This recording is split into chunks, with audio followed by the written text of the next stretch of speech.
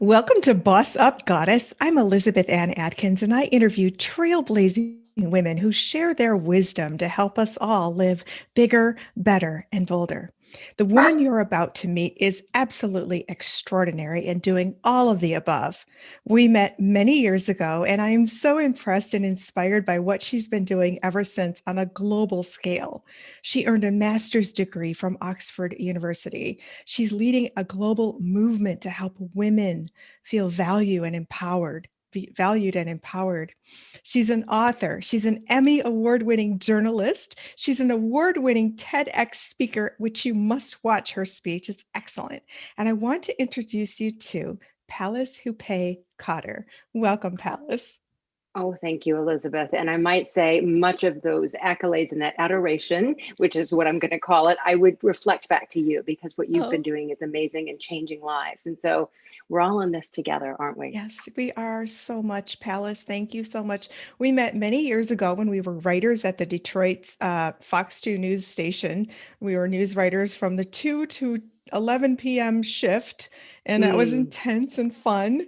Um, yeah. and you've since gone on to do amazing things. And now you are an entrepreneur. You are a personal brand mentor. So you have this amazing program called Pop, Make Your Life Pop. And that's what your book is called also. And I read it says, pop the bubble you've been living in so you can truly live an extraordinary life. And that is so on par with the mission here at Boss Up Goddess. Pallas, can you talk about how you help women individually and in groups around the world to live extraordinary lives? I am happy to. But first, let me preface this with the bubble terminology came out before the pandemic. And of course, we all need to be in our protective bubbles for our health and safety these days. Mm. The bubble that I'm talking about is the sort of idea that we play it small. We do not voice or even recognize our own value. We're trapped by fear and doubt, or trapped by lack of clarity. And so we don't take steps forward. We don't see opportunities. We don't believe we'll measure up enough in order to succeed if we do see an opportunity. And so we stop ourselves, and we stop ourselves from living this extraordinary life, a life that pops with passion, purpose, and personality. So that's the concept. Love As to your it. second question, go ahead. I just love that so much. Well, thank you. I think it really, really meshes with what you do. And I know Mhm. that's what you said you sort of responded to. Mhm. And in terms of helping people, well, when I moved away from broadcasting, which I did in 2011, when I moved down here to New Zealand, I decided to take all of those skills and repurpose them. Because one thing that I saw, and much of this I learned while reporting in Detroit, actually, was that there are people in our communities, in our lives, people who may not know this and whose name you might not remember, but who make such an impact and are so extraordinary in and of themselves. There was one woman in Detroit I did a story on, and she collected kids from the neighborhood and she would take them to a literacy tutor. And they were not her kids were grown and gone, but she continued to do this year after year to help educate them, to help give them a sense of power, agency, value. And I went and spoke with the literacy tutor. I said, "Isn't this great what she's doing?" And they said, "That is great, but not everyone thinks so." I said, "How can you think that? Or how can anyone think that's not great?" Well, people think that she's giving some of these kids false hope, that they may not be able to get out of their circumstances. And so she's facing pushback. And I'm sorry that I don't remember the woman's name, but this is what happens in life. These individuals making changes in the world are not recognized for who they are, and very Mm. often don't recognize what they do is of value. Mm. So I wanted to take all those skills of strategic messaging and interviewing and boiling stories down and getting to the essence of things and deploy them in a way that would help individuals say, well, this is my story and this is my value. And here's Mhm. how I can strategically express that. And there are many ways to do that. I love it. And your website says, don't shout, just give voice to who you are. That is so Yes. profound. Well, And again, this was before all the shouting started in sort of the political arena, but it's mm, devolved into our communities and even over the family dinner table. So there's a lot of noise out there, and you don't yeah. have to be out there pounding your chest and yelling in order to be noticed and understood. To have your value recognized, you can whisper and be effective. but you have to be clear about what that is. Oh, so in your amazing TED Talk, which you gave in New Zealand, which I had chills the whole time I was listening to it. Oh, You you're talk sweet. about the the importance of knowing who you are by listening to your intuition. So can you talk Mhm. about that, please? How do people tap into that intuition, which you call spidey sense? Yeah, I do call it spidey sense. That did not translate in New Zealand as well. They said, "What are you talking about?" But Oh, Americans do understand it. It is a little tingle. You know, there's so many things that are loud in our lives, and fear is one of the loudest voices you'll hear. It's what stops you from popping that bubble and taking that tiny step into the unknown, into an area that might challenge and grow you. The voice that I listen to or have learned to tune into is the little whisper, is the mm, sort of thought, well, why not? Why not try? What's the worst that can happen? And it's uh, quiet. mhm, And I wanted to get an idea of the somatic sense of this, which is, how you feel intuition. And mhm. I struggle with that a little bit. And then just this year, I really refined it through talking to someone else because it's good to discuss these issues. Fear, I feel in my gut. It's roiling around. People say, trust your gut, but sometimes that's where fear comes from. You feel it there, right? And Yes, then the intuition is this sort of light, like little bubbles, it's like your mind is opening and it's a very light, effervescent feeling. yes. That's intuition. So that's the feeling of it. And the sound of it is not loud. Oh my gosh, I've never heard it described like that. I love Thank you. that. Well, it took me a while because I wanted to be able to describe it because we need to know not just what it is, but how it feels. Mhm. So much of what's happening in our society today is people wrestling with how they feel and finding words to articulate it. And I Mm, think that the more we can try to find the right words to articulate how we feel, the better off we'll be generally. mm. I love that, Palace. Can you talk a little more about how to push past the fear? Well, the only way to do it is do it. There was Oh, this fabulous book that I read, and this is going to date me, but you'll know this book, Feel the Fear and Do It Anyway. I think her name is yes. Susan Jeffries, the Hmm. author. And I read it in my 20s because, Hmm. you're starting in news, you're going out reporting on the streets of Detroit at midnight. There's real fear there sometimes, going Hmm. into crime scenes, whatever. But even just the fear of speaking up at a company meeting, Right, they're fears that we face right. every day. The Hmm. only way to get past them is to take little baby steps. Try to say Hmm. one thing, try to raise your hand, take one assignment, and then get through that. And it's not going to be perfect, and you're going to make mistakes, and you're going to feel scared in the moment, but then take the next step and the next step. And the only way, I mean, I started out life as a very shy, retiring child, and now I've lived all around the world, been a newscaster, and I have no trouble walking up to anyone and asking about their life story, no matter where you are in a grocery store line or in a formal interview. And that's only because I've built that muscle. I've done it Mm. again and again, and it wasn't comfortable in the beginning. It didn't feel right, and I felt unqualified. I felt the imposter syndrome. I felt, but then I reminded myself, I'm not the only one. There must be 9 or 10 other people in this room who feel the same way. So just do it anyway. Oh, I love that so much. So you've embarked on this mission to help 100,000 people around the world pop that bubble, and not in relation to COVID, the bubble of hiding and playing small and not speaking up and speaking out and being your best. And that's glorious and grand, but it's also fueled by something tragic. Can you talk about that, Mm. Palace? Mm. It is, that TEDx talk I did about leading an extraordinary life, which, by the way, and I'll just give one spoiler alert, is about leading a life that's one step beyond the ordinary. Doesn't have to be scaling tall mountains or doing something shocking or shattering. 6 months after I gave that talk, I lost my only brother, my only sibling, to suicide.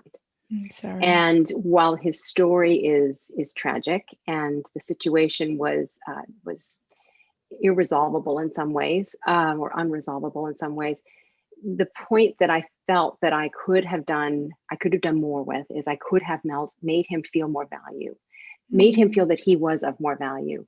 That was the one thing I look back and think, well, what could I have done? Perhaps that's an area that I could have helped more with. And so that's when overnight my message became my mission, which is to help everybody feel and recognize the value that they have to add, the value that they bring to this world, whether their hobby is gardening and that's what they do every day, and they may not feel that that's doing anything, other than just satisfying something that they enjoy doing. Right. There's value. There's so many ways. It's Mhm. setting an example for other people, teaching people how to, grow their own food in a time when we're going to have to start thinking. Detroit, I know they've started planting urban gardens in Detroit. Yes. And so, that sort of thing is life-changing. We don't recognize sometimes who we are and what we do and how it impacts the world. Same message, but it did become a mission. And so I put 100,000 people on it. The TED Talk's gone past that. So maybe I need to up that number a little bit. I don't know. Yes. Go for a million, Yeah, millions. let's do that. We'll try that. Yes, yes. Your talk is so good because it's very concise and it has action steps. And the word action is something that you say at the end. That's what you have to take action to live that extraordinary life.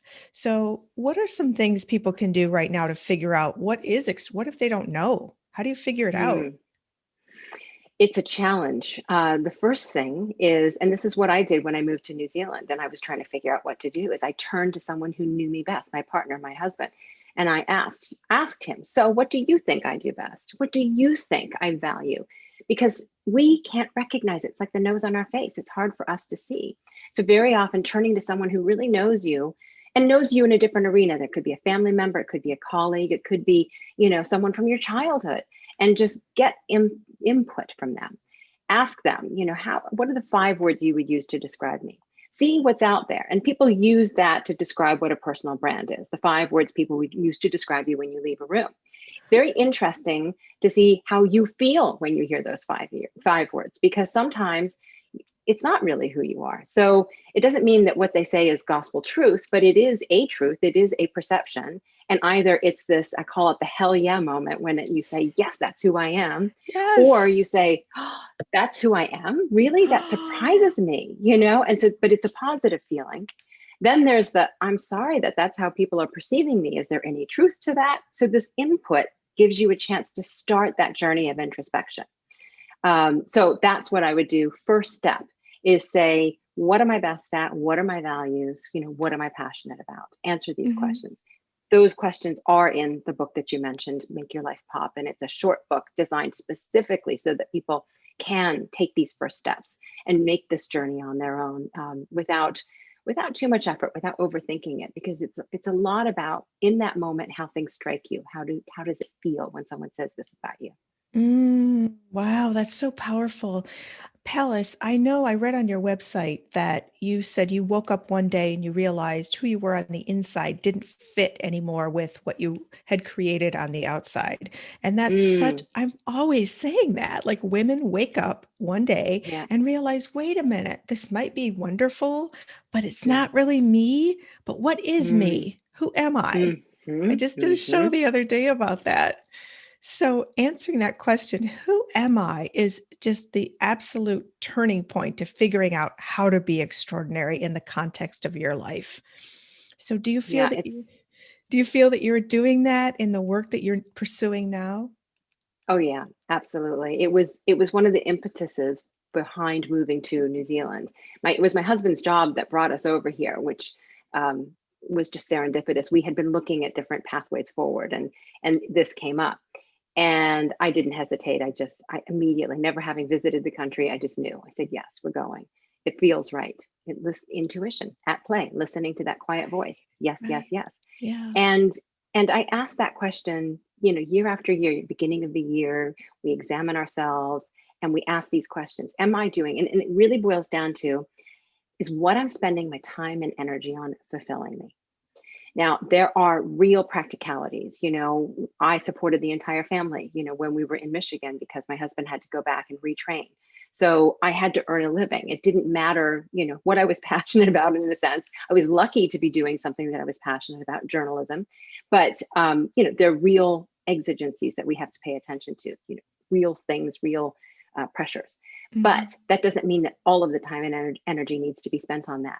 You can carve out time, in a day, to say, okay, let me just feel what brings me joy, what fills me with energy. When I'm Mm. passionate about something, it fills me with energy. When you are passionate about something, hours go by and you don't even realize it. So Yes. get in tune with that flow sense. And I think Uh-huh. there's a new Pixar movie out called Soul, and some of this is in that movie, which, it's a many messengers for the same theme, but really just getting in touch with that feeling of when do you feel fulfilled and filled with energy, not drained of energy, and Oh, find little wow. ways to do that. So Wow. um, to me, I think that's a really good first step to ask, because those are big, huge existential questions. But just start every day with, how am I spending my time and energy? And is it giving me energy? Is it filling me up? Wow. Oh my gosh, Pallas, that is so powerful because right now is the perfect time to do that during the pandemic Mm, when we have mm, this sort of at-home hibernation experience. It's the perfect time to go within and figure things out. In yes. addition to all the planetary shifts in the cosmos that, if you believe in what Mm, I believe in, the age of Aquarius is dawning, and there's mm, more energy that's available to us now than ever to shift and transform into our greatest selves to manifest the best outcome for our planet and all the people. And so now is the perfect time to do that. I'm so excited to mm, talk with you because instead of lamenting, and it certainly is tragic that we have this pandemic that's taking lives, but mm. on the other hand, the time alone, the time in isolation is perfect for personal development. So if someone, Yeah. you agree? I do. And I wanted to say, number one, I love the positive energy that you bring to this, because it's a conscious choice. It is a conscious choice to tap into the positive, because it is very tempting. And I know that, I mean, we in New Zealand have not suffered the way the rest of the world has.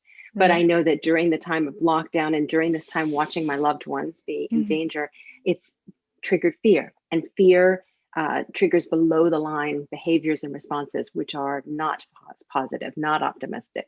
So if you've been triggered, don't judge yourself for it, because it's normal. Mm. It is a scary time. And I try Mhm. not even to use the word scary, because I don't want to trigger more, but give yourself a little bit of a break. But when you do feel a little more stable, you're right. It is time to say, let's breathe deeply. Let's clear the mind.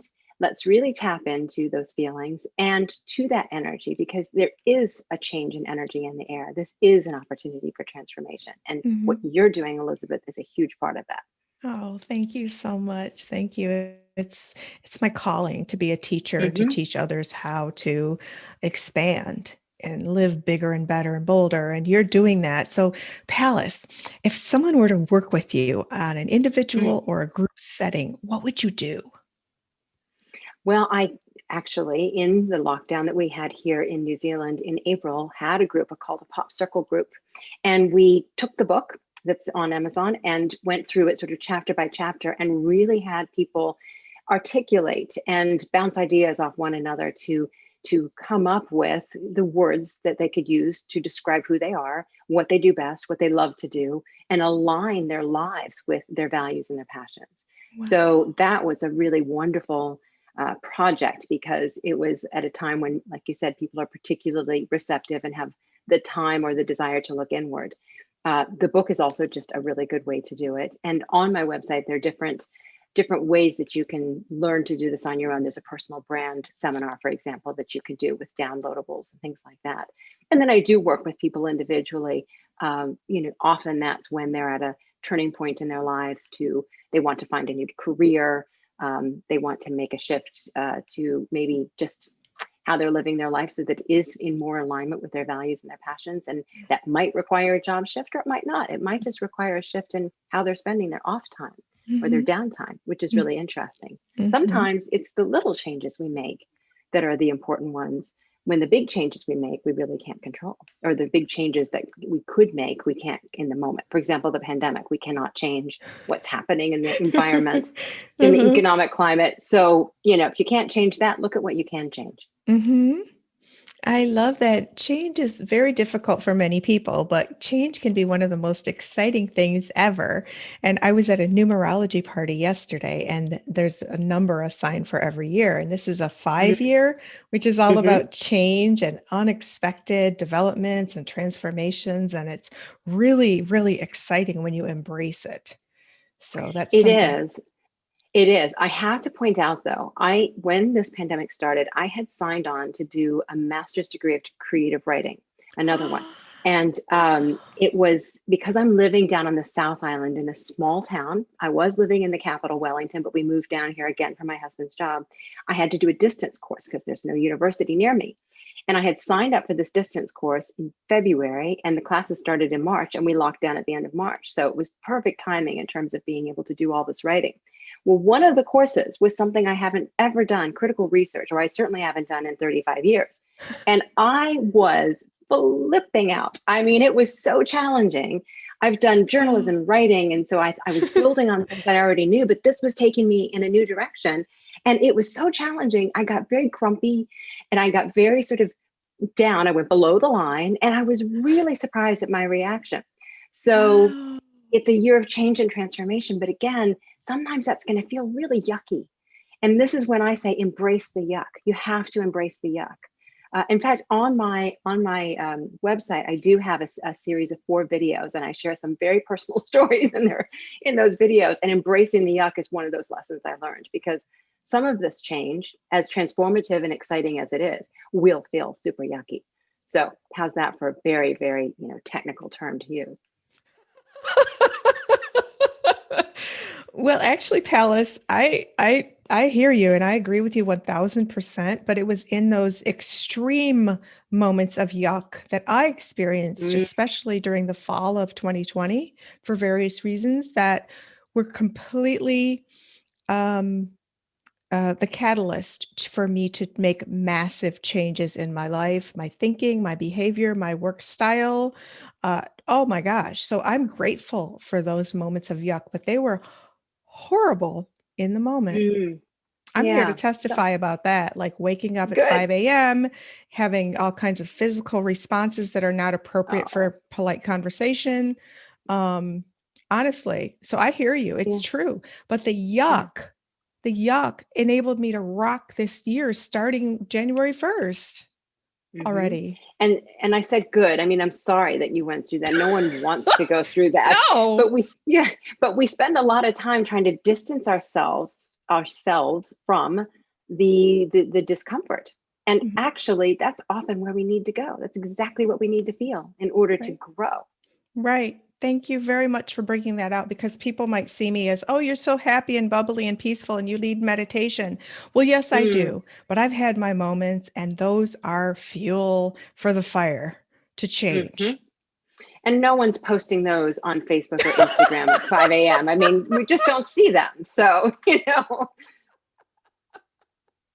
It's true. So anybody who looks like they're just everything's perfect is a lie, is not telling an honest portrayal because Mhm. those and the insomnia, Mm, I stayed up till 6 a.m. working. I do not get tired at night. I don't know if it's I don't know what's going on, but anyway, it's partly because mhm, I love my work, but it's mhm. partly there's an energy of this that I can, we can feel the collective angst, and it just Yeah, creates this sort of inner churning of yeah. anxiety, kind of. You're right. You're right. It is. It's an angsty anxiety. And I felt that. Again, I am very well aware and very grateful for where I live and being as protected as we've been, because we Yes. did lock down hard and we did, but we're also a small island Mhm. nation, so we can easily control our borders. Mhm. But you know that said, I'm watching from a distance, unable to get anywhere near my family. My older son is at university in upstate New York, and Oh. he didn't come home for Christmas. He was alone on Christmas. And Oh. it's a very anxiety filled time, and there are certain behaviors that you know emotional eating or whatever we Right. all indulge in, or people have joked about, well, dry January is over already. But it's really hard when you're a human being, Right. um, not to react and be triggered by everything that's happening. And anxiety and the behaviors associated with it are a part of that. So it's Yes. important to to say, yep, me too, went in and said, hey, not feeling so great, Right. not feeling so resilient. What help can I get? Hmm. And it's important to speak up and say, I need help, and not just try to handle it yourself. Oh, wow. I love how you're keeping it real, Palace, because it's so easy to just sugarcoat this and Yeah. it's not authentic and that doesn't get the results. You can't live an extraordinary life based on quicksand or a flimsy foundation. Mm-mm. You're absolutely right. And sometimes people are disappointed because they think, oh, make your life pop. It's all so fun and light. But I challenge you. I do challenge you. And I challenge myself because life Hmm. is challenging. And it's only through challenge, through that, embracing the yuck, through those moments that you describe and finding your way through them, that we get stronger and then appreciate all that's around us and all that we do have. There was a quote someone showed me today about, do you think life's half full or half empty? I'm just glad I have or do you think the glass is half full or empty? I'm just glad I have a glass. That's that's really good. I'm sure someone important said it, and I don't know who it was. So sorry if I'm not giving credit. I haven't had a chance to look it up, but it was anecdotally shared with me, and it really stuck. Alice, you know what that highlights is the power of gratitude. Because when I'm in my worst moments, I just say, thank you, God, that I can see. Thank you, God, that Yeah. I can walk. Thank you, God, for fresh air and heat. Thank you, God, that I have a full stomach. You know what I mean? When you break it down to Mhm. that, thank you, God, that I have fresh air, Mm. fresh water, hot water. I can't breathe. I can't breathe. That phrase just rings in my head and my heart. It was an emblematic phrase from last year, Hmm. not just for the Black Lives Matter movement, but also from coronavirus. Hmm. I can't breathe. Hmm. And here in New Zealand, there is a Maori greeting for the people who were here before the settlers came, and they press their heads together and they breathe one another's breath, because it's the ultimate communion, in essence, of our souls. And it's what we as human beings are united by, this common air that we're breathing. And it's so important to remember that it's life sustaining, but it can also go away. When we die, we let that final death breath out, that final breath, and the body shudders to close down or shut down. And we can't take that for granted. Just the air that we breathe, we cannot take for granted. Climate change is making that ever clearer, and it's happening so dramatically fast. I just believe that idea of being grateful for and thankful for the things that we take for granted is so important, and the very air we breathe is part of that. Mm, that's so beautiful. Wow. Well, thank you. You brought it up. Wow, you give me chills when you talk, Palace. You're so, honestly, I'm gonna walk away from this feeling 10 feet tall. You're just making me feel so good. I'm really glad you brought up the protests for equality and justice that were Mm, global and are global, mhm, because being your extraordinary self, finding your power as an individual enables you mhm. to play the best, most influential role for the collective. And so everybody counts, everybody matters, and you're helping people draw that power out to find their place, their voice, their influence. So that's amazing. So I appreciate Thank all you. that you're doing, Palace. Let's keep in touch. I want to hear what's Oh, next yeah. for you. Yeah, after many years, it's so lovely to see a familiar face out of the ether appear. And Yeah. that's one thing that's been so interesting about this year, is the connections that I have remade Mm, after decades. This has been more than a yeah. decade that we've had a chance Wow. to chat. Oh, for sure. What's next for you? Well, I'm really doubling down on the writing. Oh, I good. am starting the real thesis part of my master's. And so I am doing a lot of writing, but I am not just writing the memoir about what happened to my brother and sort of the family dynamic that, we experienced growing up, and what lessons about humanity we can learn from that, and about value. But also, I'm writing a book about the news just for fun, because of course I was in the news business for 20 years, and it's just flowing through me. It's just coming Mhm. out, and I'm having so much fun with it. And it's Wow. going to involve the States. It's going to involve New Zealand. There's a category called autofiction, which is part autobiography, part fiction. So some of the things will have happened, but all of the characters will be composites of, not even the main character who you might confuse with me, a composite of many people who have been in my position as an anchor. Uh-huh. So Oh, yeah, yeah. And then just writing blogs and commentaries as I feel necessary, because that's how I figure things out, by writing them out. I love it. I love it. Pallas, thank you so much for joining me today. You're amazing. Oh, as are you. And thank you for asking me. You're welcome. Where can people find you? Well, you can find me at makeyourlifepop.com, P-O-P, makeyourlifepop.com. And then you can email me from there on the contact sheet, or if you just want to email me directly, it's Pallas, which is like Dallas with a P, at Mhm. pop.today. So I tried to make it short and sweet, but Pallas, sometimes, people trip over that one. Mhm. I love it. I remember you told me a long time ago your parents named you after a Greek goddess, right? Yeah, no, nothing to live up to there, no pressure.